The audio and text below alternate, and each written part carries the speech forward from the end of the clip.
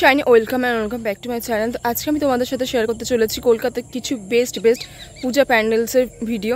তো চলো বেশি কথা না বাড়িয়ে ভিডিওটা শুরু করা যাক। বেসিক্যালি এখন বাজে 8টা এবং আমরা মেট্রোতে গিয়েছিলাম। তা মেট্রো যেহেতু সারা রাত্রিবেলা চলেছে তো সেরকম কিছুই হয়নি, মানে 1টার সময় খুলবে। তো ভাবলাম যে সল্ট লেক এবং নিউ টাউনে যে ঠাকুরগুলো আছে সেগুলো দেখে নিই। সল্ট লেকের একটা খুব সুন্দর ঠাকুর আছে, সেটা হচ্ছে কিনা যাচ্ছি আমরা দেখতে। ইসি ব্লগে যে ঠাকুরটা আছে ভাত দিয়ে তৈরি প্যান্ডেলটা সত্যি খুবই সুন্দর প্যান্ডেল। এবং আমার সঙ্গে আছে আমাদের মিস দেবর্ষী, মিস্টার দেবর্ষী পাল। হ্যাঁ, যাই হোক, তো চলো দেখা যাক।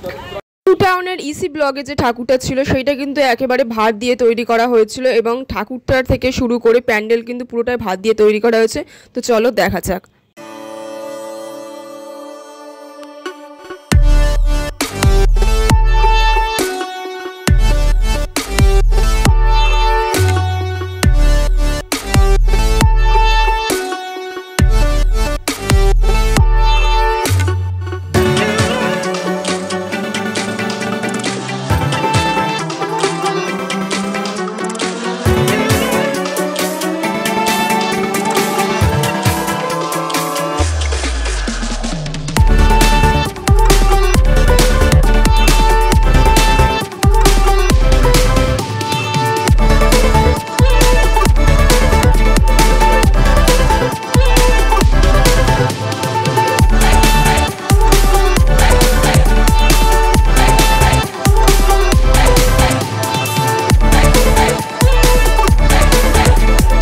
সল্ট লেক ইসি ব্লগের পাশে একটা ঠাকুর ছিল, তার প্যান্ডেলটা হয়তো অতটা সুন্দর না, মানে যেরকম আর কি কলকাতার প্যান্ডেলগুলো হয় থিম প্যান্ডেল, কিন্তু এর যে ঠাকুরটা ছিল সেটা মারাত্মক রকমের সুন্দর ছিল এবং মুখটা এতই মিষ্টি ছিল সে তোমাদের সাথে কি বলবো।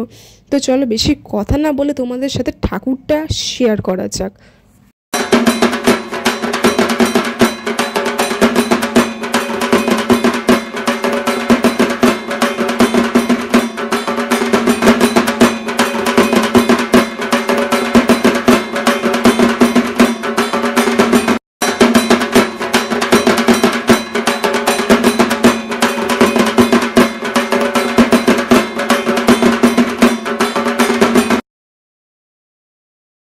ফাইনালি আমাদের সল্ট লেকে কিন্তু যে দুটো ঠাকুর ছিল সে দুটো ঠাকুর দেখা হয়ে গিয়েছে এবং আমরা এখন যাচ্ছি কোথায়? নিউ টাউন আর করুণাময়ী। হ্যাঁ, সেক্টর 5 আর করুণাময়ীতে যাচ্ছি। তো চলো দেখা যাক। সেক্টর 5 নিউ টাউন ওইদিকে যাওয়ার পথে আমরা এইরকম একটা ঠাকুর দেখতে পেয়েছিলাম, যেটা সত্যি কথা বলতে ভালো ছিল এবং থিমটা মিউজিকের ওপরে হয়েছিল, মোটের ওপর দিয়ে ভালোই ছিল। তো এখন আমরা চলে এসেছি নিউ টাউনে এবং নিউ টাউনের সব থেকে যেটা ফেমাস প্যান্ডেল হয়েছে নিউ টাউন সর্বজনীন, সেই প্যান্ডেলটাতে আমরা চলে এসেছি এবং এই প্যান্ডেলটাতে কিন্তু কাশফুল দিয়ে তৈরি হয়েছে। তো চলো দেখা যাক যে প্যান্ডেলটার থিম কি করেছে। চলো।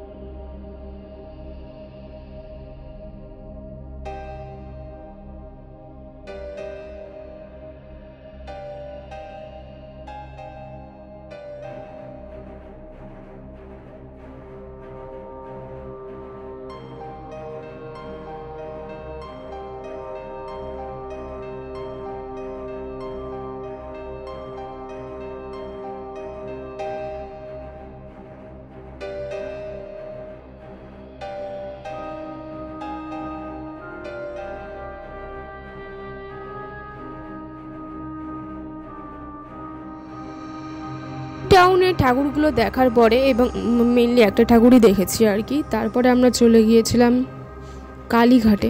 কালীঘাটে 12টা ঠাকুর ছিল, কিন্তু সেখানে আমি 3-4টে ঠাকুরই দেখতে পেয়েছি, কারণটা তোমরা দেখে বুঝতেই পারছো কি কারণ ছিল। তো যাই হোক, কালীঘাটের ঠাকুরগুলো তোমাদের সাথে শেয়ার করা যাক। তারপরে আমরা শেয়ার করবো শোভাবাজার স্টেশনের পাশে হাতিবাগান, সার্বজনীন এবং আরও যে ঠাকুরগুলো আছে সেইগুলো। তো এই যে ঠাকুরগুলো তোমরা দেখতে পাচ্ছ এগুলো কিন্তু কালীঘাটের ঠাকুর। এরপরেই ঠিক আসবে হচ্ছে শোভাবাজার স্টেশনের পাশে কিছু কিছু ঠাকুর আছে।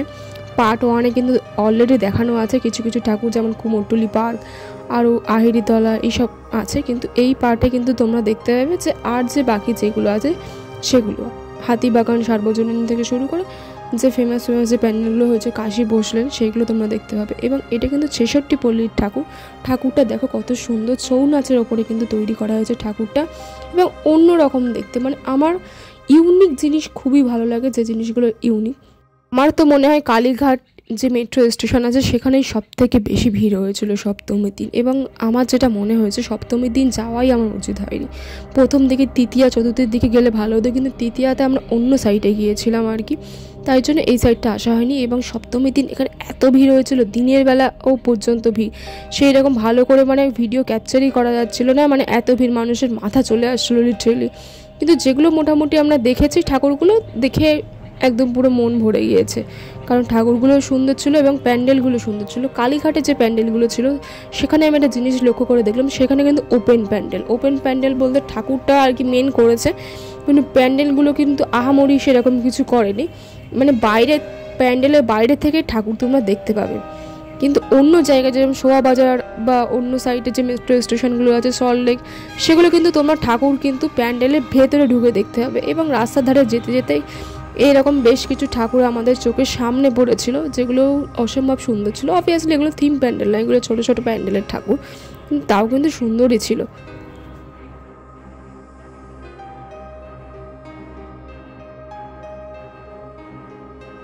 তারপরে আমরা মেট্রো করে চলে এসেছিলাম শোভাবাজারে, এবং শোভাবাজার মেট্রো স্টেশনের পাশে ঠাকুরগুলো আছে তার মধ্যে কিছু কিছু ঠাকুর তৃতীয়ার দিনে আমি দেখে নিয়েছি, সেই ব্লগটা তোমরা চাইলে দেখতে পারো।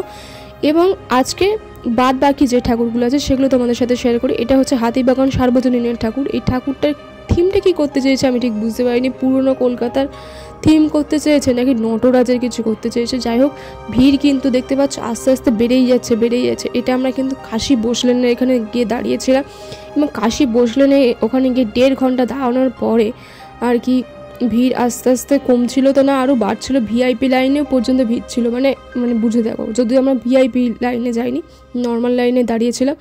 কিন্তু যেই হিসেবে ভিড় হয়েছিল সেই হিসেবে কিন্তু প্যান্ডেল আমার খুব একটা ভালো লাগেনি। এবার অনেকে হয়তো আমাকে জাজ করবে, কিন্তু আমি বলবো যে এর থেকে বেটার প্যান্ডেল কিন্তু অনেক জায়গায় আছে, সেখানে কিন্তু এত ভিড় হচ্ছে না। এখানে কেন এত ভিড় হচ্ছে আমি নিজেও বুঝতে পারলাম না। আর এটাও কিন্তু আমি যেটা দেখলাম ওপেন প্যান্ডেল ছিল, এটা হয়তো ওই সেই আবল তাবল পাড়া বা সামথিং এরকম একটা কিছু দেখানো হয়েছিল। এবং কলকাতা তো মানে রাত্রিবেলা খুবই সুন্দর দুর্গাপুজোর সময়। তো আজকের ব্লগটা এই পর্যন্তই ছিল, দেখা হচ্ছে নেক্সট আর একটা ব্লগে, ততক্ষণের জন্য বাই গাইস।